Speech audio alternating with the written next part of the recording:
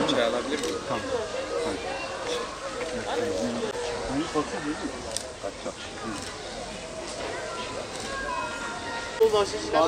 Kahve normal yok. Yasak lan. Ha kahve yok.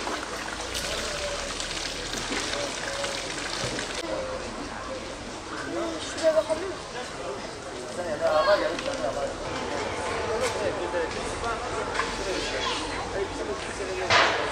Amacımız engelli kardeşlerimizi bir an önce dışarıya çıkarıp yardımcı olabilmek, engelli farkındalığını oluşturmak zaten. Ya şimdi biz daha önce örneğin bir engelli kardeşimizin bize talebi oluyordu. Tekil sandalye, akülü araba ya da ortez, protez, işleme cihazı gibi şeylerle talepleri oluyordu. Engelli kardeşlerimize yardımcı olmamız gerekiyor. Yani taleplerini geri çevirmemiz ki çok doğal, çok masumi, çok da gerekli taleplerdi.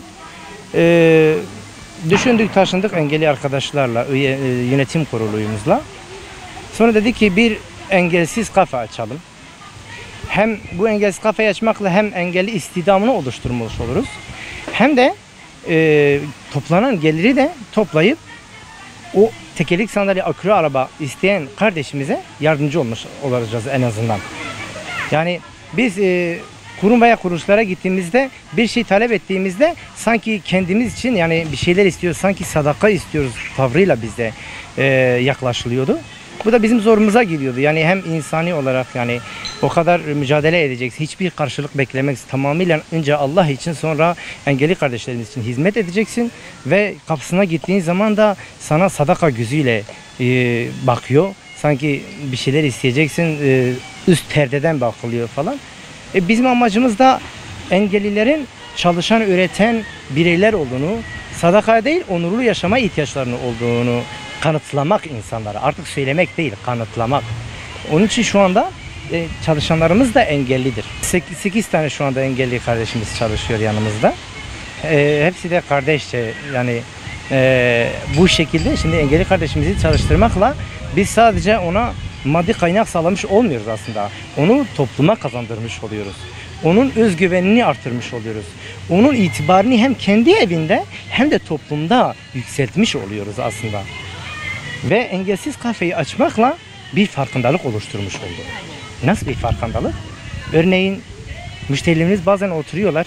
Biri adı telefonla geliyor, ona adres soruyorlar. Neredesin diyor. Diyor ki engelsiz kafedeyim. Bitti. Büyük bir farkındalık işte burada. Engelsiz kafedeyim. Yani zamanında engeller yok sayılırken, ikinci sınıf vatandaş olarak bakılırken şimdi engelsiz kafedeyim. Bu büyük bir farkındalık aslında. Yani her şeyi bir tarafa bırak, bu bana yeter. Bu bana yeter. Yani benim en büyük amacım engellilerin artık toplumda böyle onurlu insanlar olduğunu insanlara kanıtlamak. Söylemek değil artık, kanıtlamak. Ne bileyim yani biz daha önce mesela engelli rampası yapılacak. Bu çok doğal bir şey. Çok doğal bir şey. Herkes için nasıl bir binada yani merdiven yapılıyorsa bir engelli için de engelli rampası yapılması gerekiyor. Çok doğal ya. Bundan daha doğal var mı? Onu bile talep ettiğimizde sanki onlardan ekstra bir şey istiyormuşuz gibi. Ya merdiven olmasa sen yukarıya çıkabiliyor musun? Hayır. Ben de özel insanım. Benim özelliğim de ayaklarımın olmaması. Ya inanın vallahi biz insanlardan çektiğimizi vallahi ayağımızdan, engelimizden falan çekmiyoruz. Ben çok memnunum. Ben her zaman arkadaşlara da diyorum. Allahu Teala bize el vermiş, ayak vermiş, göz vermiş, kulak vermiş, dil vermiş. En önemlisi akıl vermiş, her şey vermiş. Bir ayağı almış. Çok mu? Ki o da benim değil, onundur, emanettir bende. Emanetin bir kısmını almış. Çok mu? Hiçbir şey değil. Ki Allahu Teala Rahmandır, Rahim'dir. Buna inanıyorum ki öbür tarafta bana kefaret olacak. Günahlarımın kefareti olacak. Bundan daha güzel bir şey olabilir mi? Ben hiç şikayetçi değilim. Hiç olmadım. Yeni kaza geçirdiğimde de olmadım. Ki ben oruçluydum. 2 günde yemek yememiştim. İş gereği çok yorgunluktan dolayı yemek yememiştim. Tansiyonum düşmüştü. Kamyon çarptı bana. Yani bana kamyon altındaydım. Bana su getirdiler. Ben dedim ki hayır ben oruçluyum. Anlatabiliyor muyum? Bu şekildeydi. Ta ki hastaneye gittik. Hemşire kardeşlerimiz serumu falan taktılar. Artık orucum bozuldu. O şekilde biz inançla yaklaşıyoruz bu çalışmalarımıza. Yoksa inan ki yani bu toplumda Allah için, insanlar için bir şeyler gönüllü olarak bir şeyler yapmak gerçekten çok zor. Gerçekten çok zor ha. Şimdi resmi kurumlarda çalışanlar hani resmiyetin gereğini yapar. Gereğini yapar. Ama bizim öyle değil. Örneğin mesela der ki ben şu saate başlarım, şu saate biterim. Benim yetkim bu, görevim bu falan filan. Bizim öyle değil. Bizim bir şey istediğimizde karşı taraftaki insanlar şöyle diyor. Acaba kendine mi istiyor? Acaba kendi yararını mı? Hatta bize bu soru da çok geliyor. Ya sizin çıkarınız olmasa siz niye böyle bir şey yaptın? Ya ben de ona diyorum ki ya ben bir Allah için yapıyorum. Engelli kardeşlerim için. Bir de bu gemide ben de varım. Aynı zamanda kendim için de yapıyorum. Diyorum ya ben iki tarafı da yaşadım.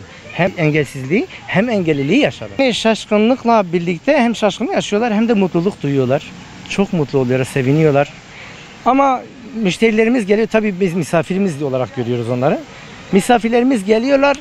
Yani bize şöyle diyorlar. Ya çok güzel bir proje. Ne güzel bir proje. Yani böyle bir şeye ihtiyaç vardı. Nasıl başardınız? Her zaman şunu diyorlar. Helal olsun. Ne güzel başarmışsınız. Silvan'da engelli alanında örnek olacak bir davranış diyorlar. Valla sadece yetkililer şunu söylüyorum. Yasaların verdiği yetkiyi sadece yasaların verdiği yetki kullansınlar yeter. Yasalarda her şey var. Yasalarda engelli rampasının yapılması var. Asansörün standartlara uygun olması var. Yangın merdiveni olmasının gerektiğini var. Bir bina site yapıldığı zaman onun otoparkı, çocuk alanı, yeşil alanı olması gerekeni var. Bunları yapsalar bana da ihtiyaç kalmaz. Bizim çalışmalarımızda yetkililerden sadece şunu istirham ediyorum. Diyorum ki görevinizi iyice yapın. Yasalar neyi gerektiriyorsa onu yapın. Başka ihsan istemeyiz.